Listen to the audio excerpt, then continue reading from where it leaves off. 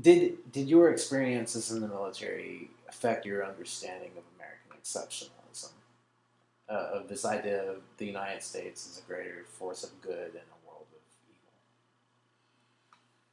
of No, because of my perspective, I never respected um, the U.S. government vis-a-vis what they did to Native people. evil?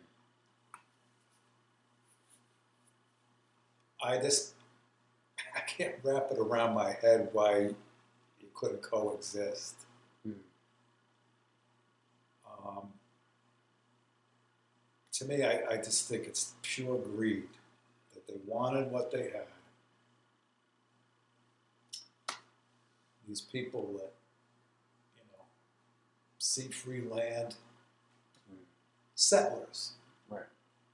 you know, because they're given the land. I mean, government used to go, hey, here's free land. Oklahoma land rush, the Right. gold rush.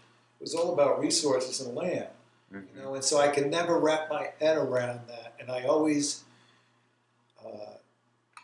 found that despicable, number one. Number two, I found it really despicable that we were bombing the Vietnamese more than we bombed in World War II.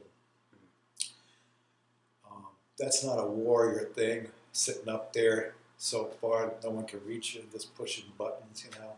Mm. And agrarian, mostly agrarian people, you know. Here we were, the mighty four. The only ones that defended this land were Native people. We never had to defend this. We always going somewhere, messing with somebody. Whether it's Grenada, whether it's, you know, Iraq, whether it's Vietnam, Korea, you know, we always got to mess with somebody.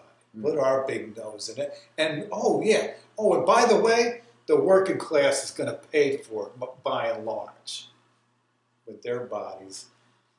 And that's what that really hurts and really ticks me off.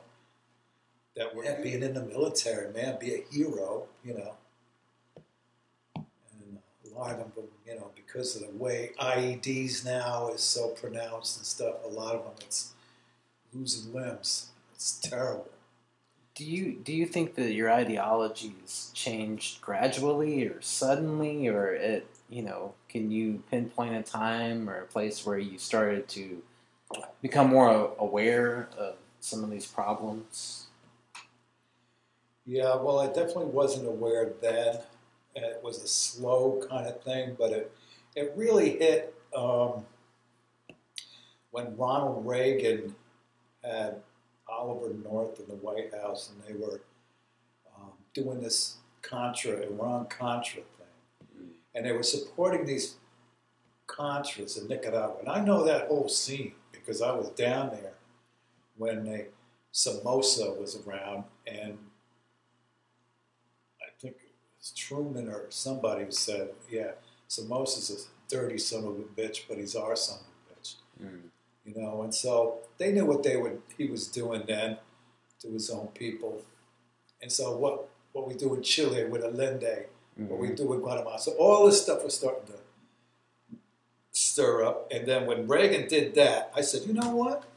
And screw you, I'm getting involved in the sanctuary. I'm going to house Maya people running away from the atrocities in Guatemala, because they were actually massacring whole villages of Maya then.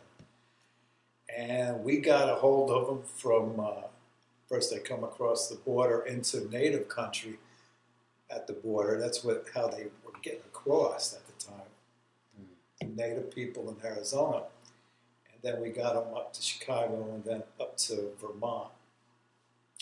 And I was directly involved with that as a support person again. I would drive them. I would make sure they got housing, food, clothing. One of the better sanctuary places was the Benedictine brothers up in Vermont, western Vermont. And at certain points, I would have 7 or 8 Maya in the car. And everybody would be laughing how I would get like 150 years because Reagan was saying, he's going to punish people like me with 25 years for harboring our system. But look what he was doing, those consciences were crazy.